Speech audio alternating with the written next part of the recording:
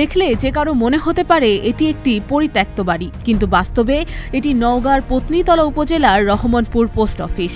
গুরুত্বপূর্ণ চিঠিপত্র ও মূল্যবান নথিপত্র যেখানে সংরক্ষিত থাকার কথা, সেই পোস্ট অফিসেই নেই কোনো নিরাপত্তা, নেই দায়িত্বশীল উপস্থিতি। খোলামেলা এই অবস্থায় পোস্ট অফিস কিভাবে পরিচালিত হচ্ছে সেই প্রশ্নের উত্তর খুঁজতে গিয়ে বেরিয়ে আসে চাঞ্চল্যকর তথ্য। সরেজমিনে দেখা যায়, রহমানপুর পোস্ট অফিসের দায়িত্বে থাকা কর্মকর্তা কাউসার হাবিব নিয়মিত অফিসেই আসেন না। সকাল 10টা থেকে বিকাল 3টা পর্যন্ত অপেক্ষা করেও পোস্টমাস্টারের দেখা মেলেনি। পরে পোস্ট অফিসের পিয়নের সঙ্গে কথা বলে জানা যায়, কাউসার হাবিব বর্তমানে পার্শ্ববর্তী উপজেলা ধামইরহাটের বর্থা DI ফাজিল মাদ্রাসায় অফিস সহকারী তথা কম্পিউটার অপারেটর হিসেবে কর্মরত। 9টার দিকে আসি, 12টার দিকে চলে যায়। আবার তো সিটি বিলি করা লাগে। এই সিটি বিলি করে বাইরে দিকে যায়, মানে কল করে নামাজ পড়ে উঠেছে, এনে ফোন আসছে, এবার দৌড়াচ্ছে। আমি তো 12টা বন্ধ থাকি। উনি কি 12টা পর্যন্ত থাকেন? না, উনি থাকেন না। কেন থাকেন? উনি যে চাকরি করে,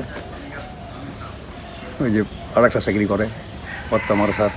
সমস্যা অবশ্যই হবে, কিন্তু ওই পক্ষে তো আমার সম্ভব না কথা। আমি ইন্সপেক্টরকে বহুবার বলেছি, ঠিক আছে, এটা আমি দেখতেছি। কাউসার হাবিব, তার গ্রাম হলো গাহন। সে যথাযথ কর্তৃপক্ষের মাধ্যমে 23 সালের ডিসেম্বর মাসে সে নিয়োগপ্রাপ্ত হয়ে অফিস সহকারী কম্পিউটার অপারেটর পদে চাকরিরত আছে এবং এমপি করত। সে অন্য কোথাও চাকরি করে কিনা আমাদের জানা নেই।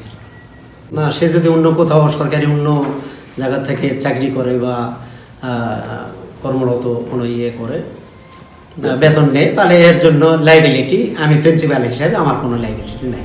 একই ব্যক্তি কিভাবে দুই জায়গায় চাকরি করেন তা জানতে প্রতিদিনের বাংলাদেশ প্রতিনিধি হাজির হন বর্থা DI ফাজিল মাদ্রাসায়। সেখানে গিয়ে দেখা মেলে হাবিবের। তার সঙ্গে সরাসরি কথা হলে তিনি জানান, ঊর্ধ্বতন কর্মকর্তাদের সঙ্গে কথা বলেই তিনি দুই প্রতিষ্ঠানে চাকরি করছেন এবং দুই জায়গা থেকেই নিয়মিত বেতন ভাতা উত্তোলন করছেন।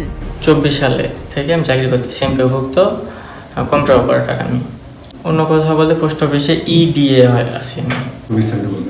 EDA হচ্ছে আমাকে ওখানে লেখা আছে, হচ্ছে EDA মানে যে আমার যে চুক্তিপত্র আছে ওখানে EDA লেখা আছে। ফুল মিনিংটা আমি দেখিনি, কিন্তু এজেন্ট হিসাবে হচ্ছে, মানে EDA অর্থটা হচ্ছে এজেন্ট বলা হয়। হ্যাঁ, বেতন না, ওটা হচ্ছে ভাতা আমাদের দেয়। আমার হচ্ছে টিকিট, তারপরে রাজস্ব টিকিট, এগুলো বিক্রি করা। ভাতা সিস্টেম বেতন পাই, ওটা মনে করেন যে মানে সরাসরি সরকারি হলেও আপনার পোস্ট ইয়ার মাধ্যমে আপনার ব্যাংক মাধ্যমে পায়। সরাসরি ব্যাংকে ঢুকবে, ব্যাংক থেকেই পায়। আর এটা আমার হাতে হাতে পায়। এখন এটা আপনার কীভাবে নিচ্ছেন বা কী সিস্টেম, সেটা আপনারা ভালো বোঝেন। একজন সরকারি কর্মকর্তা একই সঙ্গে দুই প্রতিষ্ঠানে দায়িত্ব পালন ও দুই জায়গা থেকেই বেতন গ্রহণের বিষয়টি প্রশাসনিক নিয়মের সঙ্গে কতটা সামঞ্জস্যপূর্ণ তা নিয়ে উঠেছে গুরুতর প্রশ্ন। বিষয়টি নিয়ে সংশ্লিষ্ট কর্তৃপক্ষের দৃষ্টি আকর্ষণের দাবি জানিয়েছেন স্থানীয়রা।